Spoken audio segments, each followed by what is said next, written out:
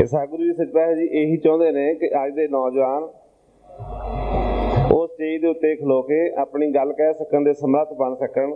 ਸੋ ਇਹ ਇੱਕ ਸਾਡਾ ਚਾਰਾ ਹੈ। ਇਹ ਕਾਕੇ ਨੂੰ ਤੁਸੀਂ ਸਾਰੇ ਸੁਣੋ। ਸੁਤੰਤਰਪਾਲ ਸਿੰਘ ਅੰਮ੍ਰਿਤਸਰ ਤੋਂ। जगजीताय नमः। परम श्रद्धेय, अर्चनीय, वंदनीय, प्रातःस्मरणीय जगत गुरु श्री सदगुरु जी एवं मंच पर उपस्थित साध संगत जी एवं अन्य, देश प्रेम जब इस सृष्टि पे कुछ भी नहीं था, शून्य, जिस स्थिति के बारे में गुरबाणी में कहा गया है, अरब नरब धुंधुकारा, हुक्म रैन न अग्न अपारा, ना दिन रैन न चंद न सूरज, शून्य समान लगाएगा। अर्थात इस सृष्टि पर कुछ भी नहीं था, तब परम पिता ब्रह्मा जी ने और परम परमेश्वर की कृपा से सृष्टि की रचना की। वो उस समय एक धर्म की स्थापना की गई जिसे सत्य सनातन धर्म की संज्ञा प्रदान की गई। गुरबाणी में जिसे अबचल और अटल राज की संज्ञा प्रदान की गई, और सनातन अर्थात सदैव स्थिर रहने वाला, उसका अबचल और अटल जी उसके समानार्थी शब्द हैं। जिसके वो राज जिसके बारे में गुरबाणी में आता है, सदयुक्त माण्यो छल्यो बल भावन भयो, त्रेता तय माण्यो राम रघुवंश कहायो, द्वापर कृष्ण मुरार कंस कृतार्थ कियो, उग्रसेन को राज अभय भक्तन जन दियो, कलयुग प्रमाण अंग अमर कहायो, श्री गुरु राज अबचल अटल आदि पुर फरमायो।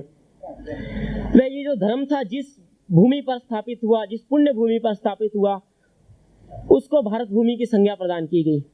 विष्णु पुराण में एक श्लोक आता है, कहते उत्तरम तस्य मुद्रस्य हिमाद्रश्चैव दक्षिणम यत्र देशा नाम भारता यत्र संतति भारती। उस श्लोक के अनुसार भारत भूमि पर उस धर्म की स्थापना हुई। तो उसी श्लोक के अनुसार यदि किसी व्यक्ति का बहुत अच्छा भाग्य है, उसे मनुष्य योनि मिलती है। पुराणी में कहते गुर सेवाते भक्त कमाई, तबे मानस देही पाई, इस देही को सिमरै देव सो देही बजहर की सेव। और यदि उससे भी हमारे बहुत अच्छे भाग्य हैं तो हमें इस पुण्य भूमि में धरा पर जन्म मिलता है। यदि उससे भी हमारे 100 गुना हमने पुण्य किए हैं तो हमें पुण्य भूमि जो भारत है इस पे जन्म मिलता है। और यदि उससे भी हमारे 100 गुना कर्म अच्छे हैं तो हमें जो वक्त का अवतार है, अर्थात कि जिसका जो समय का मालिक है, जिसमें भगवान राम कृष्ण और वर्तमान में आज उन्हीं की गद्दी पे श्री सदगुरु जी विराजमान है, उनके सानिध्य में रहने का अवसर प्राप्त होता है। उनका कोटि कोटि इतना अच्छा उनका पुण्य होता है। तो ये जो धर्म स्थापना हुआ, इस धर्म की भगवान विष्णु जी ने कहा कि मैं इसकी रक्षा के लिए भी आऊंगा। अर्थात जब भी इस मातृभूमि को प्रताड़ित किया जाएगा, यहाँ पर साधु संतों और धर्म को अधर्म में बदलने की साजिश होगी, तब तक वो इसकी रक्षा करते हैं। तो भगवान कृष्ण ने गीता में श्लोक भी उच्चारा, कहते हैं यदा यदा ही धर्मस्य ग्लानिर्भवति भारतः अभ्युत्थानं धर्मस्य तदात्मानं सृजाम्यहम् परित्राणाय साधूनां विनाशाय च दुष्कृतां धर्म संस्थापनार्थाय संभवामि युगे युगे। और प्रत्येक युग में ये परंपरा चलती आ रही है। और कलयुग का राज श्री गुरु नानक देव जी को प्राप्त हुआ। वह उसी में 10वें गुरु नानक देव जी ने भी अपने पुण्य भूमि को हिंदुस्तान संभालसी बोला, बाबर को जाबर कहकर पुकारा। उन्होंने कहा बाबर थाया काबलो पहुंचा हिंदुस्तान। इस प्रकार की पंक्तियां हैं। उस समय भारत की क्या स्थिति थी, कहता सैयद शेख मुगल पठान जालम भय जबी बलवान, हिंदन को दुख देत महाए देवन के मंदिर गिरवाए। इस प्रकार की दुर्दशा हो रही थी हमारे भारत की। इसी प्रकार बाकी सब गुरुओं ने अपनी अपनी शक्ति और अपने अपने सामर्थ्य के अनुसार किया। गुरु गोविंद सिंह जी ने भी इसी प्रकार गुरु गोविंद सिंह जी तक संघर्ष होता आया।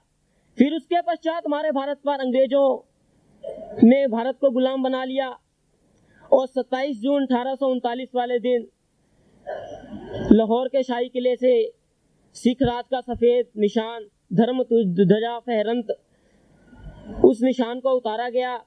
तब किसी विद्वान ने लिखा कि जब लाया शाही किले तो सिखा शाही निशान उसे जूनियन जैकसी चुल पिया लेके लम्मी तान और दिती सलामी गद्दार सिंगा ने चुके वांग कमान और विच स्वर्गी तड़पिया रणजीत सिंह सिंघा दा सुल्तान और रोई पिट्टी अणक दुहथड़ी जद होया देश गुलाम और लंदन खुशियां होइयां ते रोया हिंदुस्तान। सो कहने से तात्पर्य है कि इस प्रकार भारत जो सिख राज था, भारत की एक स्वतंत्र रियासत थी, वो भी गुलामी में समा गई। उसके पश्चात शास्त्रों का सिद्धांत है शास्त्रेण रक्षते राष्ट्रे शास्त्रेण प्रबद्धते राष्ट्रे। कहते कि शस्त्र से राष्ट्र की रक्षा होती है, परंतु शस्त्र उठाना भी नीतिकारों ने कहा है कि यदि इस प्रकार की परिस्थिति हो कि शस्त्र से कोई बात नहीं चलती है तो उस समय में दूसरी ढंग से लड़ाई लड़नी चाहिए। तो सबसे पहले सर्वप्रथम श्री सद्गुरु राम सिंह जी ने इस भारत की दुर्दशा पर विचार किया और उन्होंने जो आजादी की लड़ाई स्वतंत्रता संग्राम चलाया, श्री सद्गुरु राम सिंह जी ने एक सशक्त संगठन पैदा कर दिया पूरे भारत के, जिसपे पूरे भारत ने आगे चलकर आजादी प्राप्त की। परंतु दुर्भाग्य की बात है कि श्री सद्गुरु राम सिंह जी को वो स्थान जो प्राप्त होना चाहिए था वो नहीं हो पाया और वर्तमान में हमारे जो नेता हैं उनकी कथनी और करनी में भी अति फर्क है। इसी प्रकार जो श्री सद्गुरु राम सिंह जी ने भी इस देश की इस मातृभूमि के लिए ये सब कुछ किया, क्योंकि देश प्रेम सभी प्रेमों में से सर्वोत्तम माना गया है। यदि कोई व्यक्ति देश के लिए बलिदान हो जाता है तो उसके लिए स्वर्ग के द्वार खुले हुए हैं, उसे इस जन्म मरण में आने की कोई भी आवश्यकता नहीं है। और उस समय श्री सद्गुरु राम सिंह जी के जो जितने भी देश के लिए उन्होंने कूके थे, जितने भी शहीद थे, उन्होंने अपने देश के लिए जाने दी और इतिहासकारों ने लेकिन उनको जो स्थान प्राप्त होना चाहिए था उन्हें नहीं दिया। इसी प्रकार ज्ञानी ज्ञान सिंह जी थे जिन्होंने श्री सद्गुरु राम सिंह जी का, जैसे उनकी एक पंक्ति है, राम सिंह कूके पहले अनंसु पढ़ाए सहले। लेकिन दुर्भाग्य की बात रही कि जब ये इतिहास छपा, इस इतिहास में वो लोग जो अंग्रेजों के सरप्रस्त थे, अंग्रेजों के जिन्हें हम पिट्ठू कह सकते हैं पंजाबी में, उन लोगों के हाथ में ही आगे जाके राज आ गया। उन लोगों ने इतिहास में बहुत सारी अत्यधिक काट छांट की और जो लोग देश प्रेमी थे, सावरकर जी जिन्होंने आजीवन 2 बार कारावास काटा, उनको भी जेल तक में डाल दिया। इस प्रकार की दुर्दशा हुई थी देशभक्तों के साथ में। और ज्ञानी ज्ञान सिंह जी की रचनाएं त्वारी गुरु खालसा, जिसके बीच में उन्होंने कूकों के बारे में गुरु राम सिंह जी का, इसी प्रकार एक खुर्शीद खालसा पुस्तक है जिसमें श्री सद्गुरु राम सिंह जी को 12वां गुरु माना गया था, लेकिन उस पुस्तक को अंग्रेजों ने जब्त कर दिया। इसी प्रकार 100 साखी किताब थी, उसको भी जब्त कर दिया। अर्थात कि जिन लोगों ने देश प्रेम किया उनके साथ ये बर्ताव किया गया। कहा भी गया है, देश प्रेम का मूल्य प्राण है, देखे कौन चुकाता है, देखे कौन सुमन सैया तज कंटक पथ अपनाता है। इस पथ को कुकों ने अपनाया और नामधारी शहीदों की और अन्य जितने भी स्वतंत्रता संग्राम के क्रांतिकारी थी, उनकी एक विशेषता थी जो उन्हें अलग करती है। श्री सद्गुरु जी कहते भी होते हैं कि एक कक्षा में जितने भी विद्यार्थी हैं उनमें से एक 33 नंबर लेने वाले होते हैं, एक 50 नंबर वाले 100% अंक लेकर उत्तीर्ण होते हैं। तो नामधारी शहीद उन 100% अंकों में लेने वाले, कारण कि जिस प्रकार अभी युग एक धारावाहिक चलता है, उस युग में क्रांतिकारियों जब कोई बम ब्लास्ट कर देते थे, इसी प्रकार की कोई घटना कर देते थे, तो उस समय जितने भी उनके कद काट के युवक होते थे उन सबको पकड़ लिया जाता था। परंतु उनमें से कोई ऐसा हमें पूरे भारत में उदाहरण नहीं मिलता है कि किसी भी क्रांतिकारी ने जाकर स्वयं अंग्रेजों के आगे आत्मसमर्पण किया हो, कहा हो कि ये जो निर्दोष लोग हैं इनको छोड़ दिया जाए। परंतु धन्य सद्गुरु राम सिंह जी, जिनके सिखों ने ये कहा कि हमने ये अपराध किया है अमृतसर वाले शाखे में कि ये जितने भी लोग पकड़ेंगे ये निर्दोष हैं, ऐसा उदाहरण इतिहास में केवल नामधारियों का ही है। परंतु इतिहासकारों ने नामधारी को वो स्थान नहीं दिया। ज्ञानी ज्ञान सिंह जी ने लिखा, रिपु दमन प्रकाश, जब उन्हें यह पता चला कि किस प्रकार उनकी रचनाओं को तोड़ मरोड़ ऐसे की गई है, तब उन्होंने लिखा, नाम सिंह ये दिल के चोर, ठगी करत मिष्ट बन घोर, पंथक सेवा की लेकर आड़, जेबा खीसे लेवर चार, फिर मैं निज मन को समझायो, पो मन तैबड़ धोखा खायो, करे सेवा पंथ सेवा की लेकर आड़, जेबा खीसे लेवर चार।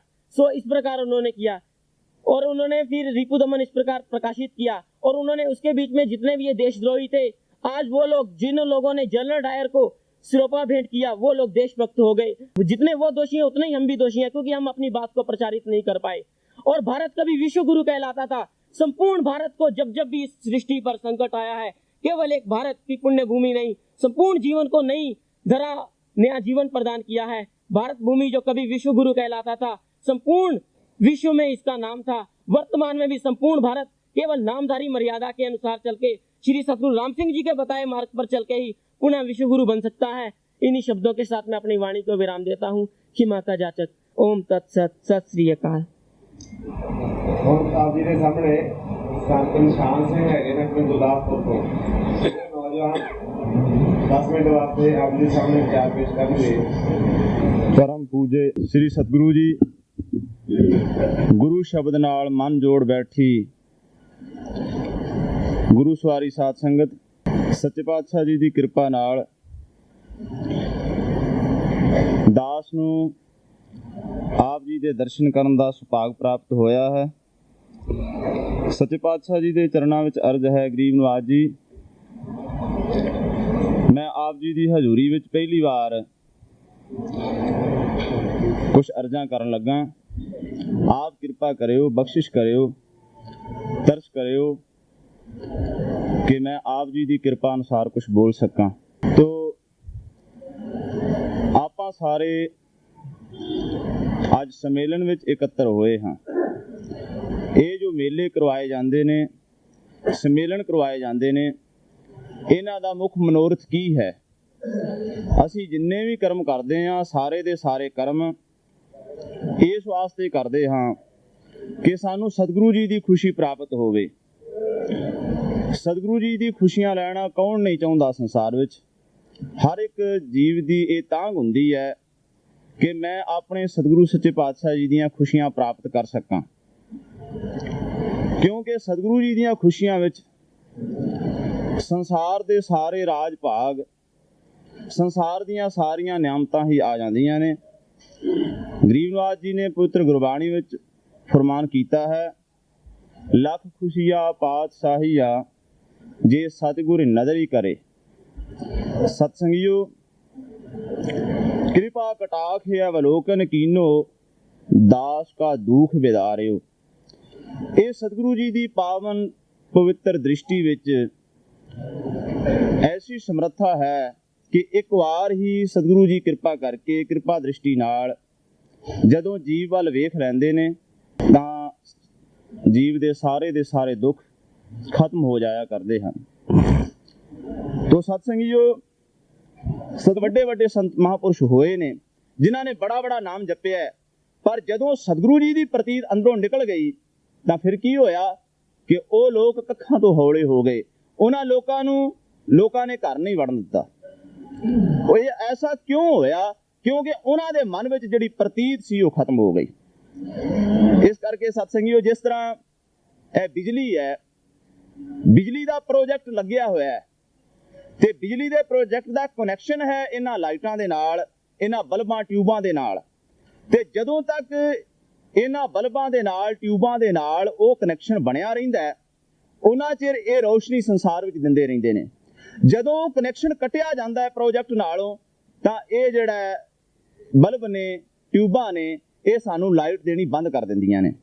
ਇਸੇ ਤਰ੍ਹਾਂ ਹੀ ਗੁਰਸਿੱਖ ਹੈ, ਸਾਧੂ ਹੈ, ਜਿੰਨਾ ਚਿਰ ਸਤਿਗੁਰੂ ਰੂਪੀ ਪ੍ਰੋਜੈਕਟ ਦੇ ਨਾਲ ਜੁੜਿਆ ਰਹਿੰਦਾ ਹੈ, ਉਹਨਾਂ ਚਿਰ ਸੰਸਾਰ ਵਿੱਚ ਉਹ ਚਾਨਣ ਫੈਲਾਉਂਦਾ ਰਹਿੰਦਾ ਹੈ। ਤੇ ਜਦੋਂ ਉਹਦੀ ਪ੍ਰਤੀਤ, ਉਹਦਾ ਕਰੈਕਸ਼ਨ ਜਿਹੜਾ ਟੁੱਟ ਜਾਂਦਾ ਹੈ, ਆਪਣੇ ਆਪ ਦੇ ਵਿੱਚ ਸੰਪੂਰਨ ਹੋ ਜਾਂਦਾ ਹੈ, ਤੇ ਸਤ ਸੰਗੀਓ 1000 ਵਾਟ ਦਾ ਬਲਬ ਵੀ ਇੱਥੇ ਲਾ ਦਈਏ ਤਾਂ ਉਹ ਰੋਸ਼ਨੀ ਨਹੀਂ ਦੇ ਸਕਦਾ ਜਦੋਂ ਤੱਕ ਉਹਦੇ ਨਾਲ ਕਨੈਕਸ਼ਨ ਨਾ ਹੋਵੇਗਾ। ਇਸੇ ਤਰ੍ਹਾਂ ਹੀ ਜਦੋਂ ਸਾਧੂ ਸੰਤ ਮਹਾਂਪੁਰਸ਼ ਕੋਈ ਵੀ, ਉਹਨਾਂ ਚਿਰ ਹੀ ਸਾਧੂ ਹੈ, ਉਹਨਾਂ ਚਿਰ ਹੀ ਗੁਰਸਿੱਖ ਹੈ, ਉਹਨਾਂ ਚਿਰ ਹੀ ਸੰਸਾਰ ਦਾ ਉਹ ਭਲਾ ਕਰ ਸਕਦਾ ਜਿੰਨਾ ਚਿਰ ਉਹ ਸਤਿਗੁਰੂ ਜੀ ਦੇ ਨਾਲ, ਚਰਨਾਂ ਨਾਲ ਜੁੜਿਆ ਰਹਿੰਦਾ ਹੈ। ਜਿਹੜਾ ਸਤਿਗੁਰੂ ਜੀ ਦਾ ਬਚਨ ਮੰਨਦਾ ਹੈ, ਉਹਦੀ ਹੀ ਸੰਸਾਰ ਵਿੱਚ ਗੱਲ ਜਿਹੜੀ ਹੈ ਉਹ ਚੱਲਦੀ ਹੈ। ਇਸ ਕਰਕੇ ਸੰਗੀਓ, ਸੱਚੇ ਪਾਤਸ਼ਾਹ ਜੀ ਕਿਰਪਾ ਕਰਨ, ਅਸੀਂ ਸਤਿਗੁਰੂ ਜੀ ਦੇ ਚਰਨਾਂ ਨਾਲ ਜੁੜ ਸਕੀਏ। ਦਾਸ ਬਿਲਕੁਲ ਹੀ ਨਿਗੁਣਾ ਜਿਹਾ ਜੀਵ ਹੈ। ਆਪ ਜੀ ਦੀ ਕਿਰਪਾ ਨਾਲ, ਸੱਚੇ ਪਾਤਸ਼ਾਹ ਜੀ ਦੀ ਬਖਸ਼ਿਸ਼ ਨਾਲ ਜੋ ਅਰਜ਼ਾਂ ਕਰ ਸਕਿਆ ਹਾਂ, ਇੰਨੀਆਂ ਅਰਜ਼ਾਂ ਪ੍ਰਵਾਨ ਕਰਿਓ ਜੀ।